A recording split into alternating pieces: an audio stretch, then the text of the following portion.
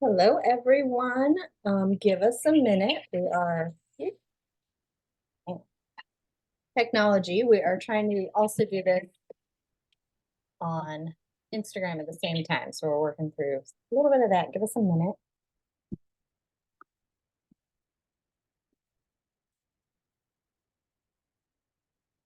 Okay, so welcome. Welcome to everyone that is here. I hope you are all having a great Thursday. Hello to everyone that is watching in the Clinical Connections Mentoring Facebook group.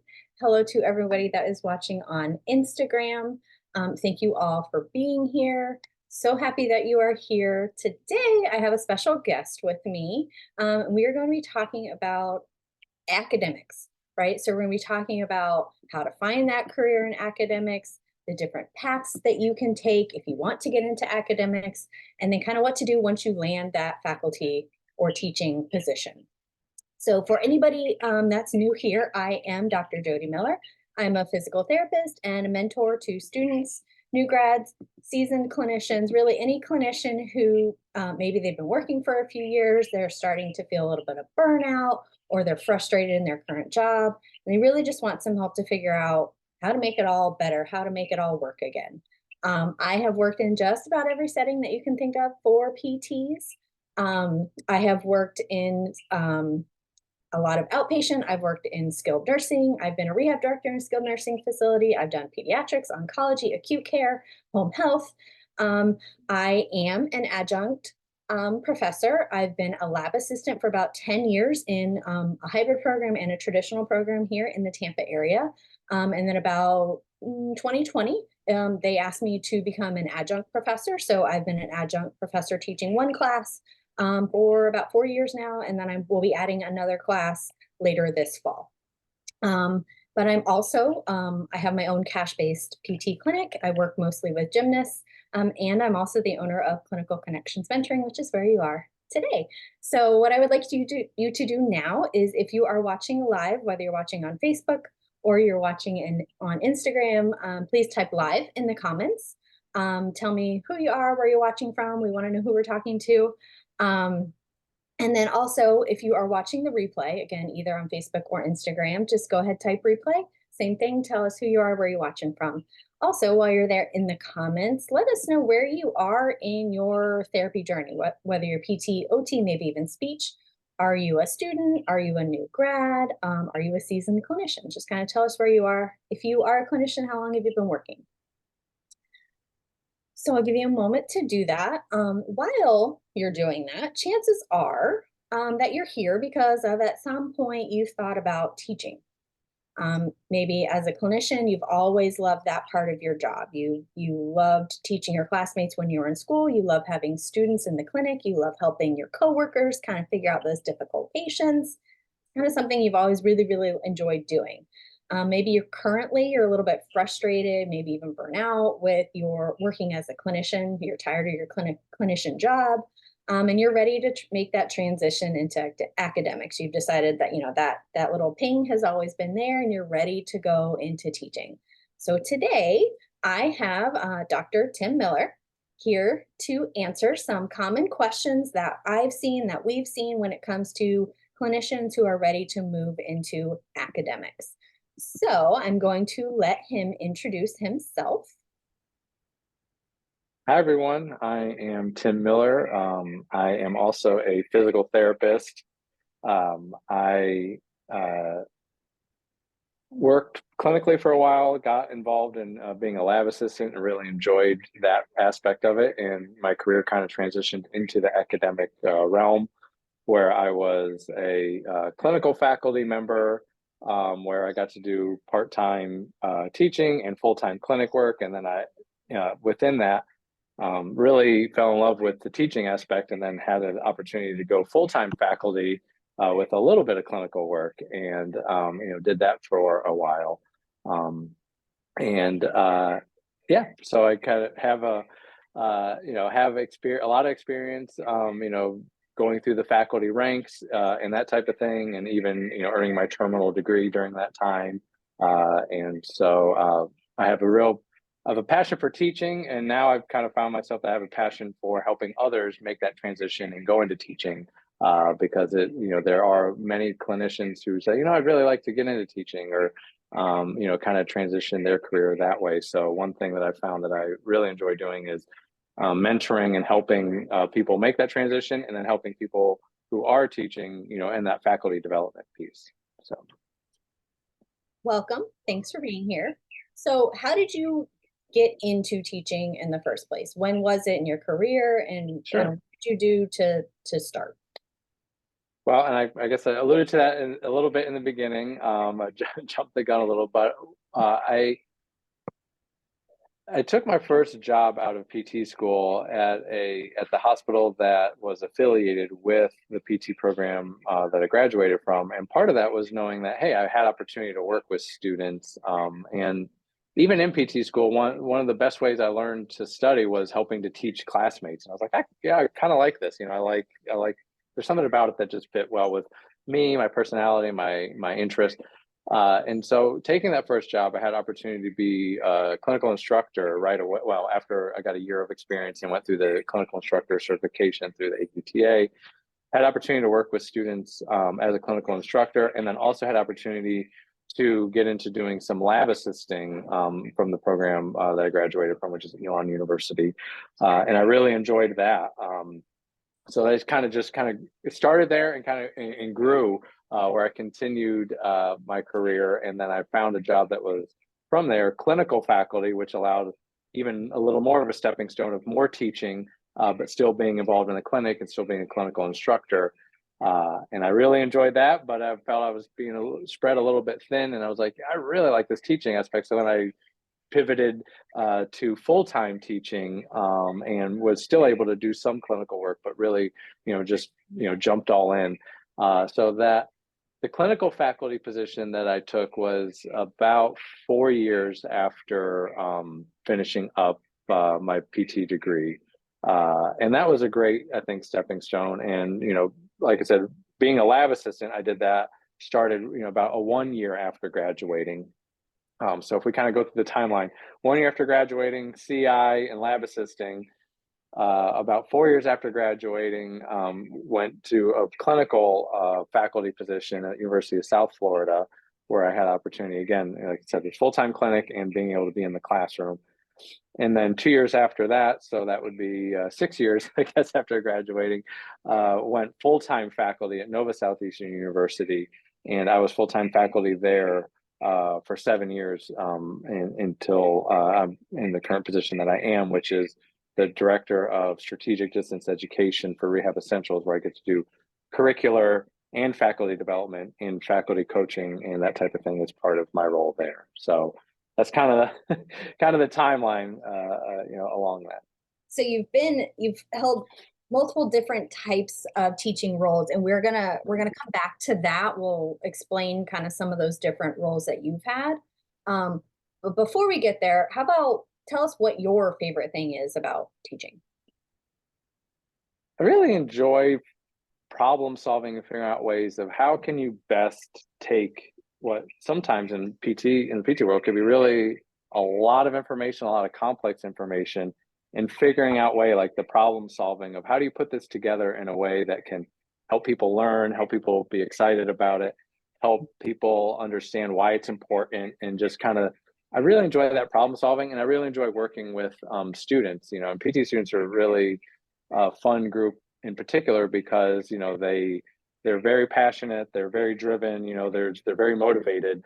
So you don't have to worry about, I think, if you're like I'm not sure I could teach in the undergrad realm very well, because some people just don't care about your class, but in PT school, they almost have to care. So you have that captive audience, which I think is also exciting. But one of again, the favorite thing is just that whole problem solving. Okay, here's the content we have to cover, here's the timeline we have to cover, and how do we want to cover it? What are ways that it can be covered? What are ways that we can make sure that learning has occurred?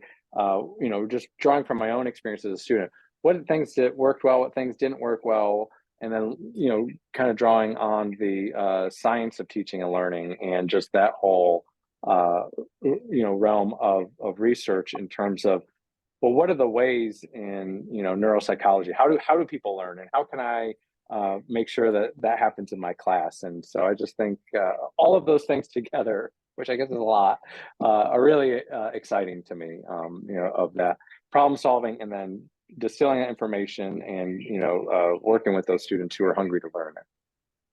I agree. I think PT students are, most of them have always known they wanted to do PT, or they decided at some time in undergrad.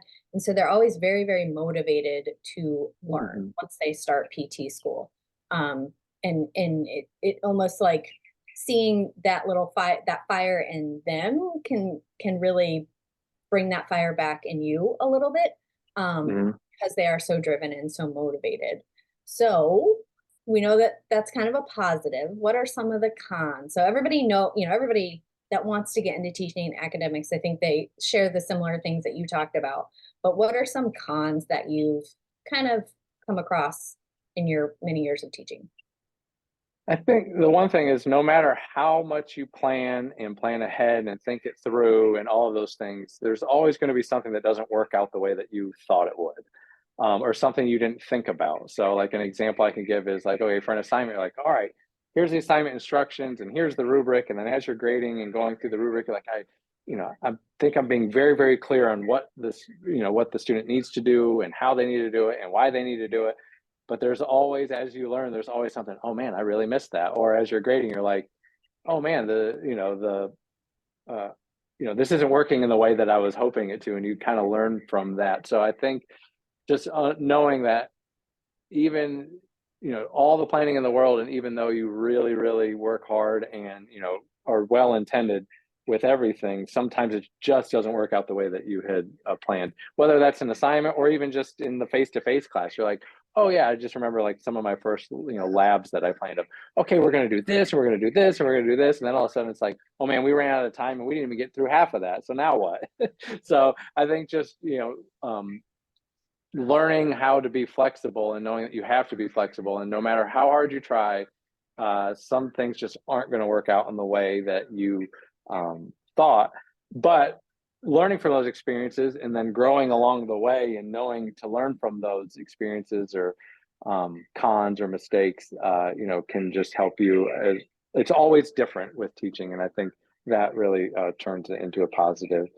And I think the other con is just sometimes, no matter how hard you try or how much you want students to really embrace and enjoy the content you're teaching, there's just going to be some who don't, and that's okay. And it's not, you can't take it personally. It's not anything against you. It's just where they may be in their academic journey themselves. So if I could summarize two cons, I think that would be it. I think one of the things that you've taught me well is, well, two things. One, just because you said it doesn't mean they learned it. And two, um, just kind of how you were saying, you can plan and have everything written out in the instructions and it makes sense to you. And so one of the things you've taught me is, writing it out as simply as you can in the instructions. And maybe that's writing it multiple different ways. Or in a learning management system, you've got it written in multiple places where it's not Mhm. just in the instructions in that assignment, but there's also instructions in other places within that learning management system so that the student can still figure out what they need to do. So I think those are some of the two things that really stand out from things that you've taught me when it comes to teaching. So yes, Mhm. there's a ton of pros and there are certainly cons, but I like how you also said these cons can very easily become pros because you learn from them and then Mhm. it's better for the next. Mhm. So, Yep. okay. So for those that want to get into academics, you've talked, well, how about, let's start. Can you explain some of the different types of PTOT school programs or those educational models? Sure.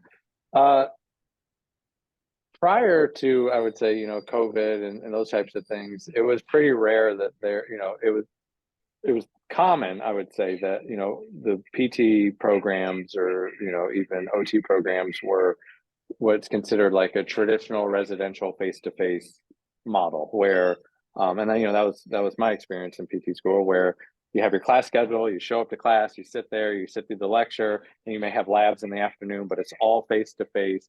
Nothing done pre-recorded or asynchronously. Very few things even run through a learning management system. Or maybe if things are run through a learning management system, still everything was delivered, synchronously face to face. So that's what was considered a traditional model. When I started teaching at Nova Southeastern University in 2013, we were the first hybrid or flipped model or a hybrid model of a PT program. So what that would entail is that the 3 weeks 3 weeks of the content every month was just asynchronous, so pre-recorded, online, those types of things. And then 4 days a month, that on the fourth week, the end of the fourth week, would be our face-to-face time. And so that was really interesting in the sense that I wasn't really looking for a academic position in that, in that model, but I saw it. I was like, hey, education's education. So, that sounds great. I'd really, I'd like to be involved in that. And it was exciting because it was so new and different in PT education for somebody to have a model where there was a distance-based component. Now, because of COVID, where there had to be emergency remote teaching and, programs were forced to put things online, I think a lot of them have found out like, hey, there's a lot of things that we could actually do that benefit us and benefit our students that they don't have to be in the classroom for. And we can have sometimes a flip model where the lectures are, even though it's a residential program, they can watch the lectures before showing up to class. And in class, they do those application type activities. So even though they may be a traditional program, they may have some flipped components or asynchronous components. And a lot of that was through that emergency remote teaching that was required during COVID, and people or programs holding on to some of those strengths of that type of model. So again, I think now there might be over 30 programs that are a blended type model, like intentionally a blended type model. And then, there's probably a strong majority of programs that have some type of, flipped model within their traditional program. So again, the landscape is changing, and there's more and more programs that have some type of flipped component to it, or there's even those full hybrid programs where the students are maybe on campus once a month or once every other month, or those types of things to do those hands-on activities. As an educator, do you think does this change the perspective of the instructor at all, depending on the model that they're teaching in, or is kind of the best practices in teaching the same, regardless of the model? The science of teaching and learning is the same.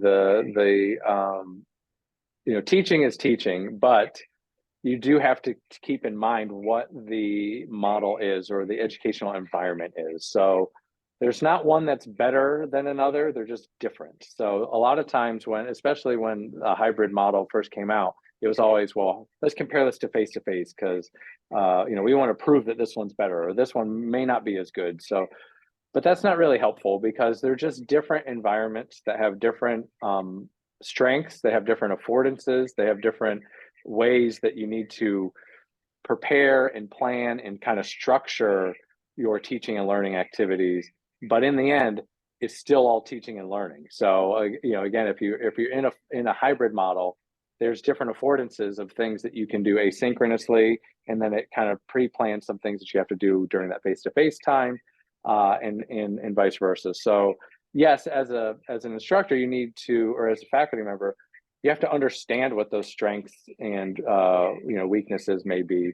For example, in a flipped model, it's not helpful to have a Zoom session where you're just doing this, synchronous teaching and everybody's sitting there versus, that's not helpful. It's better to have, okay, let's pre-record these short little snippets of lectures, and then we can come together and do the application. So again, you really have to be aware of what the affordances of each environment are and how to best leverage those, and then carry that through your planning. But again, if we look at the big picture, it's all teaching, it's all it's all teaching and learning, and the science of teaching and learning is the same. It's just what environment gives you which affordances and how to leverage those.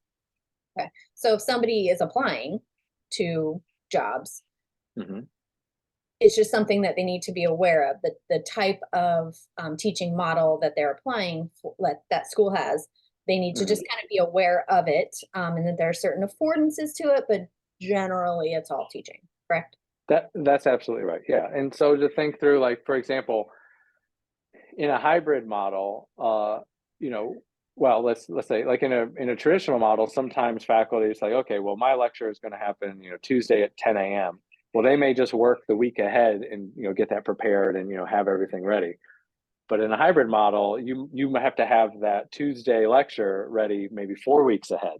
So sometimes that planning and the preparation is could be a lot more front loaded in a different model of just being aware of, okay, well, how does this work and how does that work within the timeline and those types of things. But in the end, it's still all you're exactly right. It's still all teaching. It's still all learning. It's just which environment are you in and how does that work and how do you best leverage those environments for the best teaching and learning environment. And I think too, it's something to be aware of as far as like the time commitment, right? So in a Absolutely. face to face, you probably have to be there Monday through Friday. A hybrid Hmm. or a flipped might have a different schedule, and I think that Hmm. may be dependent on each university. But I think sometimes people are looking for I want a remote position, so I'm going to apply for a hybrid Yeah. teaching job. But is that necessarily 100% remote? Probably, I don't know. Yeah. You have to keep in mind in terms of, well, for any PT entry level physical therapy or occupational therapy program, there is going to be some face to face component. So it's more and more common now that some people, they may live in Arizona, but they teach in a program in Pennsylvania. And so maybe once every couple months, they need to fly to the actual campus for those face-to-face times. But the other part of time, they're working from home and those types of things. So yeah, understanding of what that commitment is. Like, are you required to be on campus? When is that? How are you there when the students are there or not there?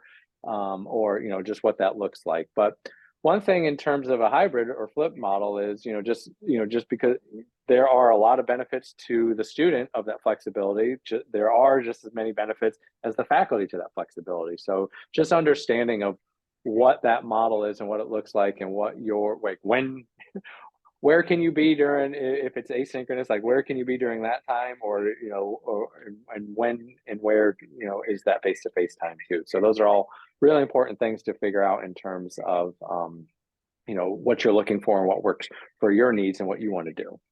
Which I think is what's nice. There, now because of COVID, there are more Hmm. options and there's more Hmm. choices Yep, for anybody wanting to get into academics. that's What right.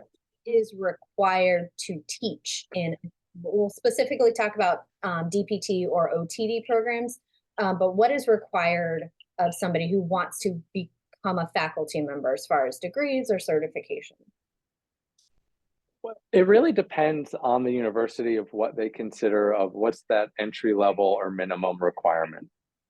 Most of them, and everybody's heard of, okay, well, there's the CAPD accreditation rule of 50% of the faculty have to have a terminal academic degree, PhD, EDD, those types of things to teach. But that is not typically the entry level point for becoming a faculty member. For me, it was when I first started as a clinical faculty member at USF. I just had my DPT, but I was working towards getting my board certification or my specialty certification, through the ABPTS. So I went through for my GCS, the geriatric clinical certification, and for them, so that allowed me to go from instructor level to assistant clinical professor, because basically each university will have, here are the minimum requirements for you to go from the different ranks. Oftentimes, and this is just from my experience, most programs the minimum requirement is the DPT and some type of board certification, for entry level. Not always, or at least working towards that board certification. So that allowed me for USF to say, hey, nope, I'm working towards that. They only offer that exam once a year, so here's my plan to take it. And so knowing that I was going to get it, that was, let me get my foot in the door there.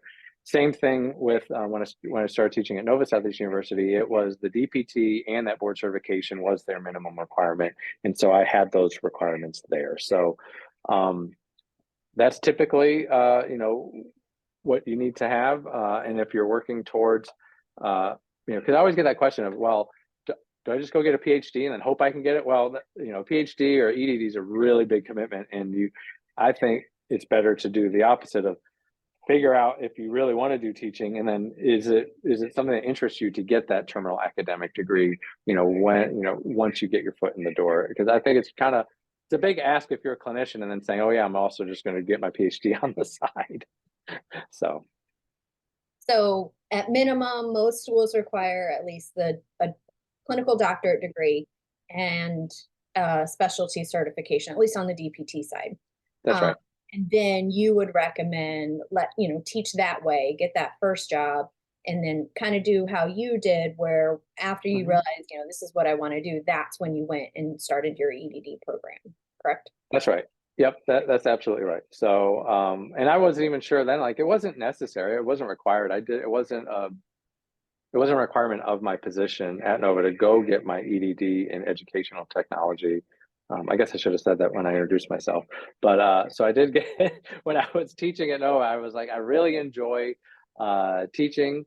I don't, I was trained as a physical therapist. I wasn't trained as an educator, and I want to learn more about education. And I really enjoyed being in academics. And part of the, I was like, I want to learn more about that. So I ended up enrolling in EDD and educational technology from the University of Florida, and absolutely loved it. It taught me so much about teaching. It taught me so much about learning. I was outside of the PT bubble, which I really enjoyed, and just got to learn so much from so many amazing professionals in the education world.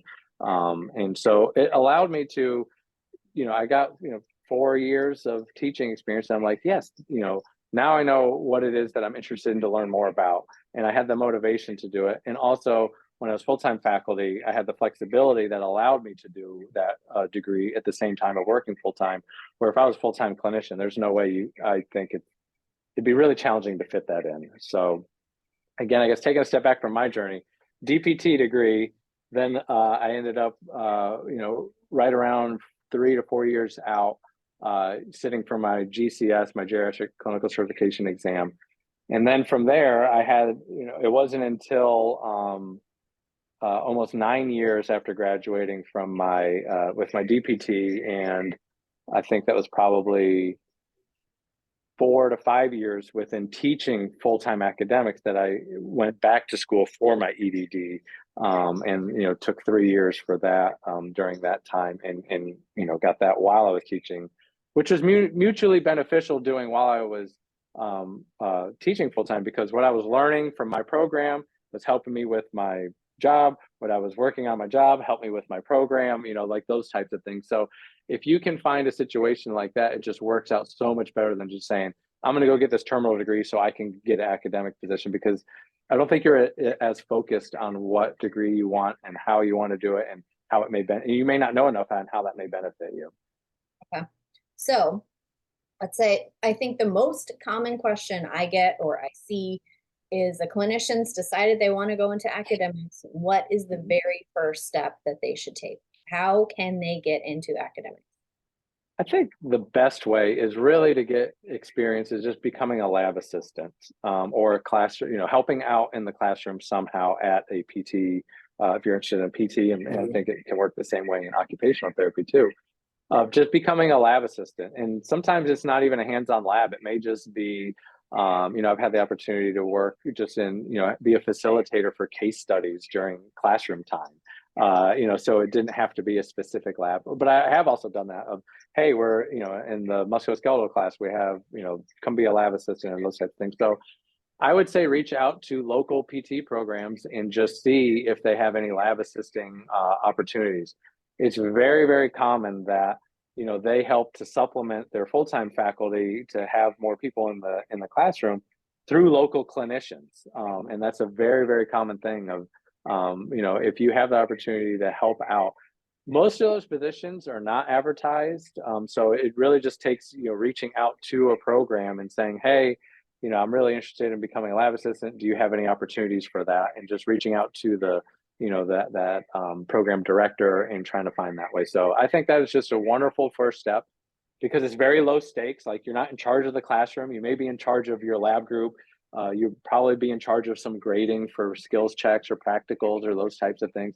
But it's just a good way to kind of see if you like it, working with the students or those types of things. I mean, sometimes there's even some adjunct opportunities as well, which is a little bit different than lab assisting because now you're more on the creating lecture side or coming in as a guest lecturer or those types of things. So any type of guest lecturing, lab assisting, course assisting in some way as a local clinician of an expert in a certain area could be really helpful and really beneficial.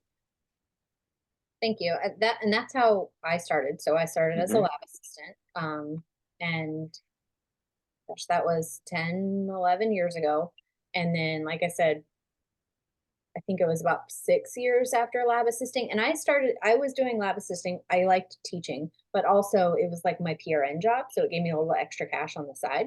Mm-hmm. And then kind of COVID happened, a whole bunch of things had changed in my career. And then that's when I was asked to, from the same school, they knew me as an adjunct professor, or I'm sorry, they knew me as a lab assistant and how I was in the classroom. They had feedback from the students on how I taught, and then from there they asked me to then lead a course as an adjunct. So I think you're right, that's the easiest way to get in, low stakes, Mm-hmm. laid back. You don't really have to prepare a lot. You're told what you're going to be teaching, and it's Mm-hmm. I think a lot of schools actually like it too because it, like you said, it's mostly clinicians that are the lab Yep. assistants, so they can bring in that clinician experience, which the students Yep. really. Yep. Yeah, and it helps to have that outside perspective. As faculty, like, hey, this clinician, they saw this morning, and they, share that experience and bridge that. And it's a really good way. I mean, that's how I got into it. I know it's how you got into it. I think at least 4, maybe 5 of my former lab assistants who are full-time clinicians got into lab assisting, realized they liked it, are now full-time faculty members that I know of. So, I mean, it seems to be like that is it's not the only way, but it is probably one of the most common ways I think that people get involved into teaching and then kind of allow that to, help them, point their career in that way. Are all faculty positions the same? So I think some people may be, a little tentative, hesitant to apply because they don't want to do research. It's kind of thought, oh, if I teach, then I have to do all this research, and I don't really want to do that. So maybe I don't want to be a teacher. Are all positions like that, or are there other tracks that somebody can take as a professor? They are not all the same. So just because you're a faculty member doesn't mean that you have to, be involved in, like really intense research. It really depends on the institution and the type of faculty position that they're looking for. So if you see an open faculty position, it should inform you on, what type of institution they are and what maybe their research requirements are. Some, if you ever heard of like a R1 or Research One institution, they may be required to have faculty who support a certain amount of their salary via grants, and so that's really research intensive, and that's something that you would know up on the front end. There are other institutions that while research is always a requirement, the level or the type of research can differ. So, for example, when I was at Nova Southeast University, anything that we did in terms of presenting at conferences or having a poster or doing like things that you probably have done or do as a clinician really counted towards that research that that your research requirement. So all faculty positions, just because of how it works within the university and accreditation and those types of things, there are research requirements, but there's going to be there's a big continuum of what that means, whether that means you're running, these huge grant funded research control trials all the way, I would say, down to presenting posters and at conferences. So I really enjoyed that I was not at one that was just so research intensive, because as a clinician, even as a faculty, that kind of scared me, and I was happy that I could focus on teaching and then allow my teaching to be like, oh, well, let me submit for to present a poster about what we did in the classroom at this conference, and just getting involved that way, and that counted towards my scholarly or scholarship requirements. So no, they are not all the same. You just need to look to see what the university and the program requirements are for that particular faculty position. Just keep an eye out for that. Okay, so, and that would be clear in the application or the job description, I guess, what type of. It should be. And if you get to the interview stage, I mean, that's something you can discover there as well. Say, hey, what does this look like? Because it may not be as clear in the job description or application. Sometimes it is, sometimes it isn't. So those are questions that you would ask when you're inquiring about the position of what are the scholarship requirements or scholarly activity requirements, or what are other faculty members doing, or what are you required to do, and those types of things. Okay, so let's kind of piggyback on that. Where does one search for faculty positions? Two really good places to look at are going to be it used to be the education section. Now it's the Academy of Education through the APTA. So the Education Academy through the APTA, they have a classified page there. And then also the ACAPT, and we could share these resources, I'm sure, but ACAPT has and I always get that acronym wrong, because there's ACAPT, there's CAPTI, there's APTA, but ACAPT, they have a classified page as well. And those two I've always found to be two of the best areas for places that are advertising for faculty positions. They typically go to those two resources. Okay, so we can drop those, we can come back and drop them in the comments. If anybody is interested. Yep.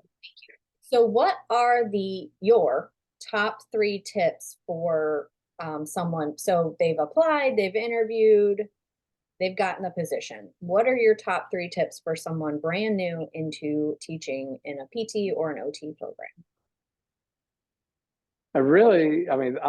Honestly, the biggest thing is having someone who can mentor you in that position. And the reason I said is just because you're a PT and you have that expertise in the clinic, the world of academics is very different, and it's in many ways very strange. It's very strange in the sense of like you may be so used to these clinical production standards and those types of things, and now there's other different standards that you need to fulfill. The teaching, your service, your scholarship.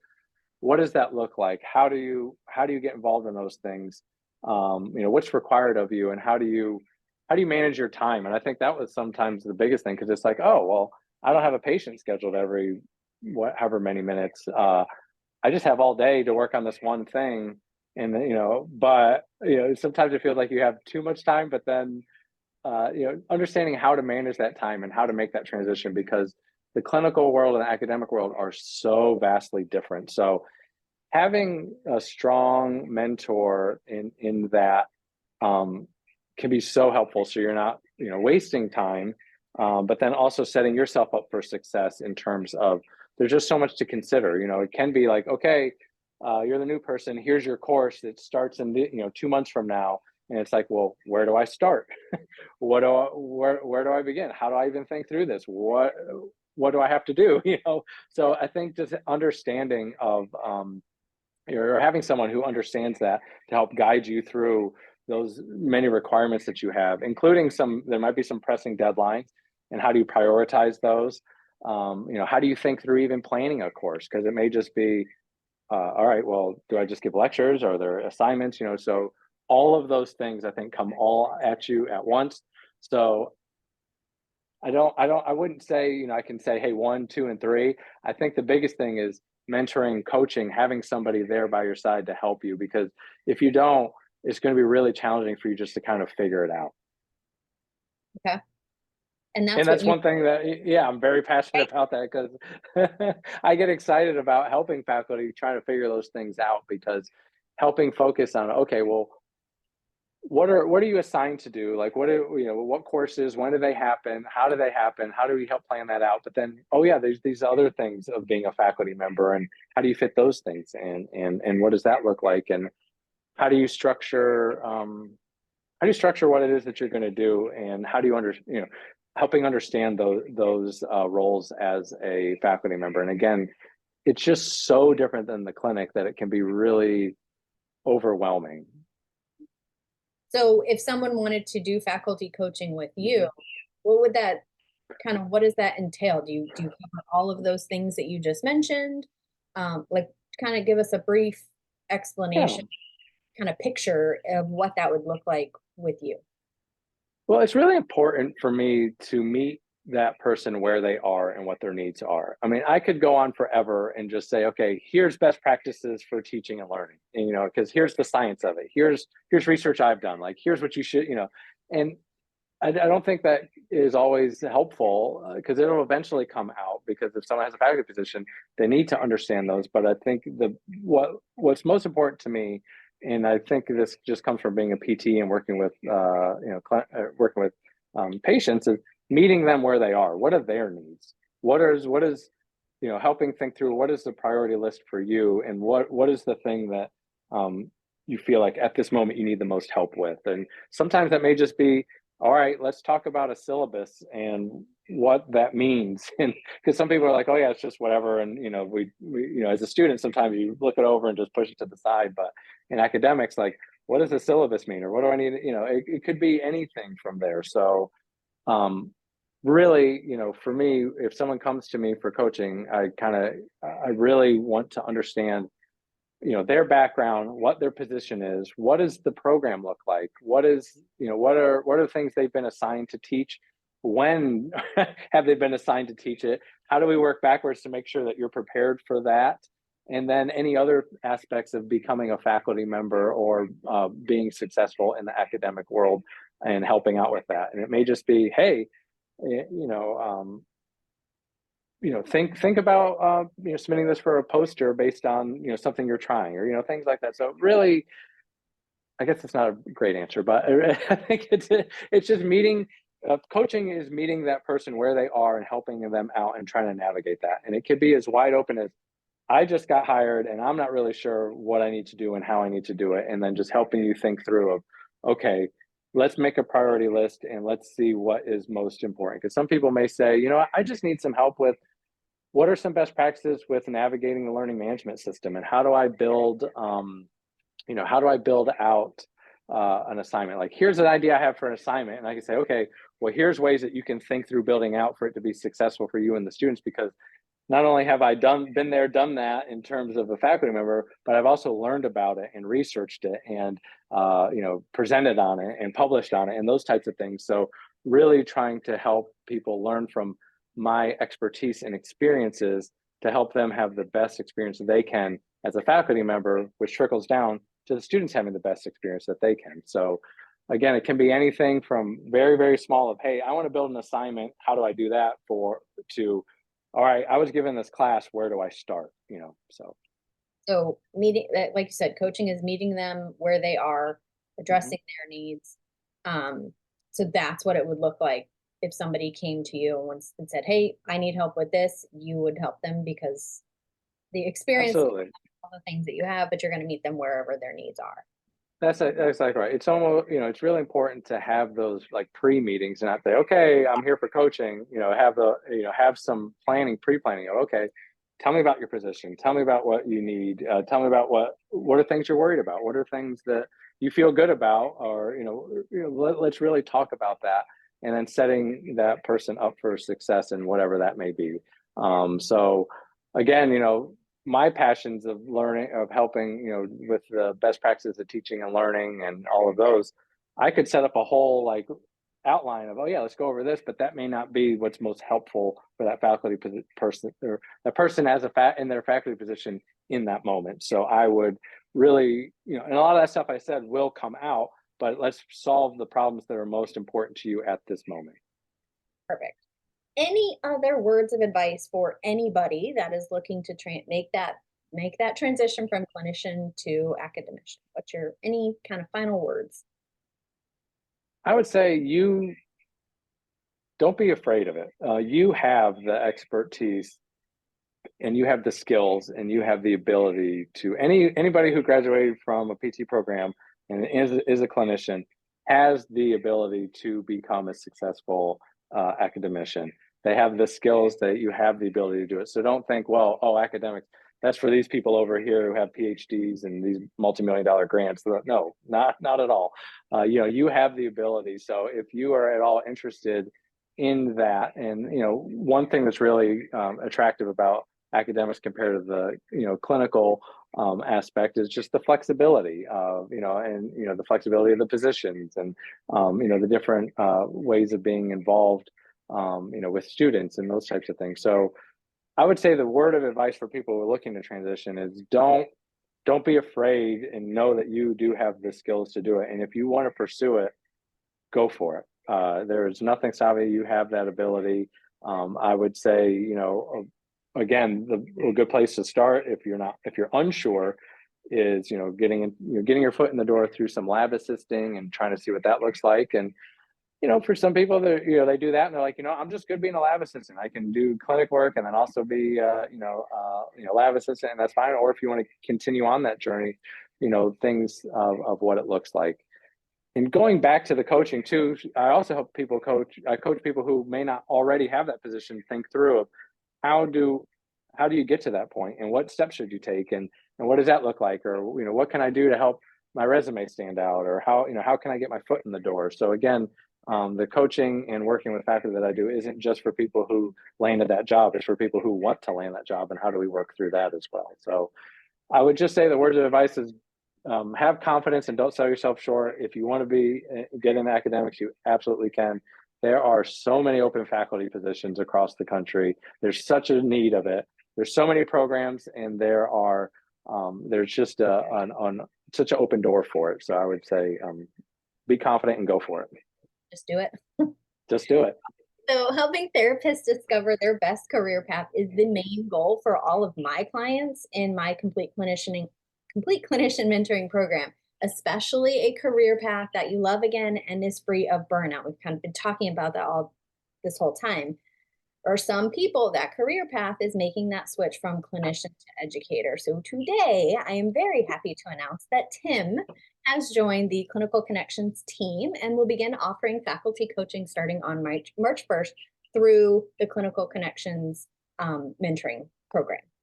So if your desire to teach has always been there for you, you're ready to take that courageous leap that he was just talking about, but you're not quite sure where to start, or you're not quite sure which path is best for you, or maybe like you said, you've already landed that faculty position and you want some support on really how to excel in that role, wherever you are in that role, go ahead, please reach out. We encourage you to reach out to either of us. You can DM me, or you can go ahead right now and drop teach in the comments, and either one of us will reach out to you with details of what the faculty coaching with Tim would look like. We're very happy to answer any of your questions.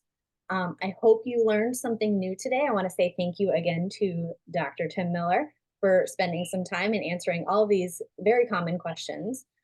Please go ahead and whether you're watching live or in the replay, drop your comments, your aha moments down there. Let us know what really kind of stood out for you or something new that you learned from Tim's answers. I want to thank you all for watching, whether you're watching on Instagram or in the Facebook group. If you have any questions about anything that we talked about, like I said, feel free to message me or drop your questions below. We will come back and answer. Hope you all have a very good Thursday. We'll see you next time.